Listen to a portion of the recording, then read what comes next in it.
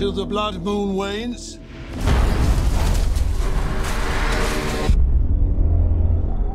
You will never truly be safe. The wolf. In this movie, you know, there's kind of a cool moment where at every point you kind of believe that someone could be the wolf, which is really interesting. You kind of start accusing everyone. What is the strangest thing that you've ever been accused of? Oh my God. Someone accused me, it's not an accusation, but it's a rumor, I guess, of like helping a homeless guy get a job at in the mailroom of my agency. Is it then there was no truth to that? No, I'm not that good. I'm busy. I'm just kidding. I don't have time for that. For little people? It's really weird. But that's the thing I can think of. I mean, no, I haven't been accused of anything. That's gotta be weird though, to be reading tabloids and just like see things and you're just like, where did that come from? Like there's no truth to that whatsoever. Yeah, no, it's true. I mean, most of the stuff that is in those magazines are lies, but I still read them. Of course, we all do. I mean, they're at the gym. They're just sitting there on the elliptical machines at the gym. Like, oh, why not?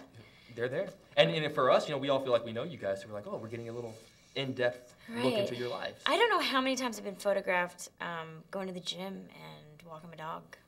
It's incredible how mundane, but yeah. I think we like that because I think it makes us feel like, you know, oh, they're like us. They do things that we do. Like they go to the gym, they walk their dogs, you know. Yeah. So it makes us feel better about ourselves. Really? It does for me.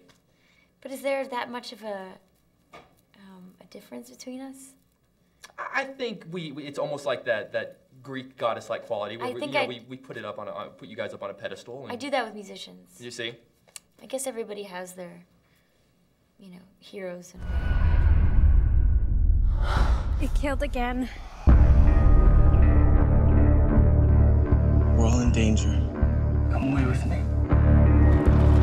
It's time to ask for help. This idea of transformation, whether it's from, you know, person to wolf or wolf to person, and in a way that's kind of, especially with your roles and when I see you on film, that's what you do in my eyes. You completely transform. What has been the weirdest transformation for you where you just completely were not yourself? Well, I suppose physically, the biggest transformation I had was Mason Verger in Hannibal, because I was completely covered in a prosthetic, completely, and that was a 6-hour process. How much does that help? It helped, mate. I mean, for that role, I mean, it helped. It was everything because of him being so incredibly sort of disfigured. There's a freedom that comes to hiding. Is that scary at all? That freedom? I mean, losing yourself at all? So you see it as hiding. You don't see it as. I mean, you're still there. I think the more you can hide, in a way, it's like Halloween or something. It's people. You know, kids will put a mask on and they become just so less inhibited.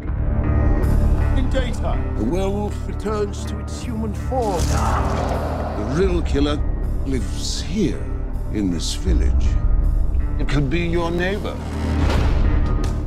I would think with this movie, you know, there's always, like we were saying, there are people that aren't who they appear to be, which is really interesting.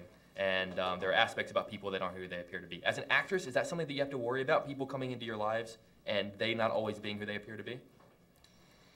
Yeah, there's a lot of that. So how do you even make friendships then? Like, how, you know, if someone wants to come in and you start developing a relationship with someone, is there always that worry in the back of your head? How do you deal with that? Well, just the more time you spend with somebody, I think you can, like, people's true colors always show in the way they deal with situations, the way they deal with, like, hard situations more. I mean, that's just, like, you can't hide who you are. It's just impossible, unless you're, you know, psychotic, but even then, like, you know, it always comes out. Right. The truth always comes to the surface. So, and people show you who they are, and you have to see that, and you have to listen to that. And so, I don't think it's hard to find the, you know, people that are full of truth, because it just takes time, and then, you know, Are you good at seeing that with people? Are you good at seeing people's?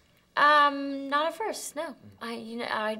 No, but I mean, sometimes yes, but a lot of times no. It takes a little bit of energy and work to find the dirt.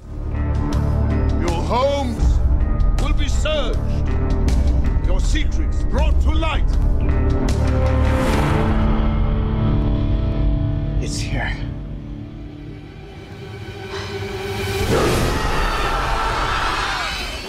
is interesting. I like that the film is set in a period of time where everyone is very superstitious and they believe in curses. Are you the kind of actor, do you believe in curses? Is there anything that you do before a movie to kind of help you out? Oh, no, I'm not superstitious like that. I know that some actors are. And I heard Al Pacino has to come back to the set. If he leaves the set, he has to come back the same way, and he can't step on the cables. Really? And things. Have you ever seen, have any of your co-stars, have you ever seen them do anything?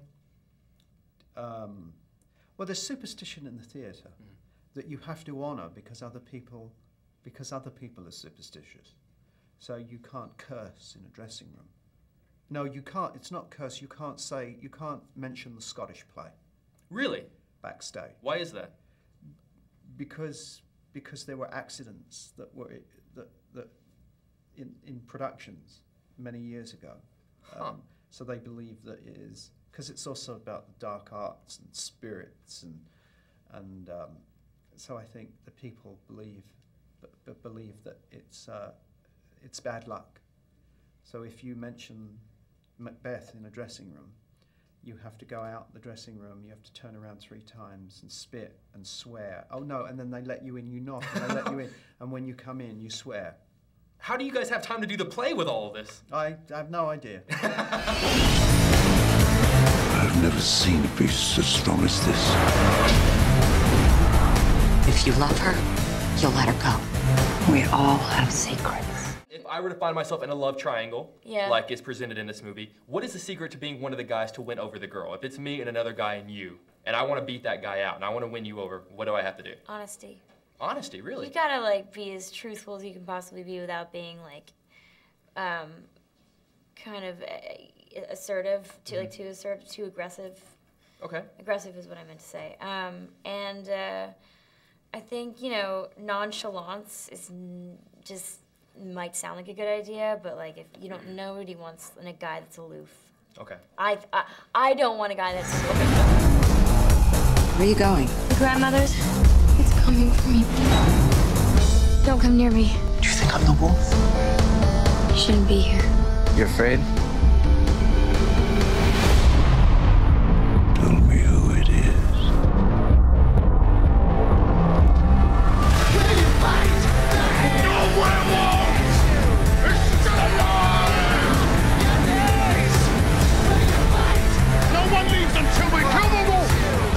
One of the things I love about Red Riding Hood and these grim fairy tales, where at least for me, these were the first time as a kid that I think I was conscious of fear and what it really meant to be scared. As a kid, what scared you? What were you afraid of? Well, I mean, I can't remember ever hearing the tale of Little Red Riding Hood because I was that young. I mean, it's just in my consciousness. It's something, you know, that I've always... So I think, like any kid, fairy tales, you know, the monster in the cupboard, the boogeyman under the bed. I mean, I'm sure it was a way of... They told these stories to keep the children safe. But I was a big Hammer horror fan when I was a kid, and those used to scare me. What scares you now? Terrorism. Me too. I'm right there with you.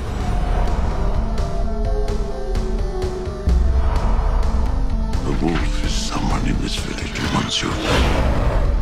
Give it what it wants. Won't be long now. You're gonna get what you deserve. What big eyes you have.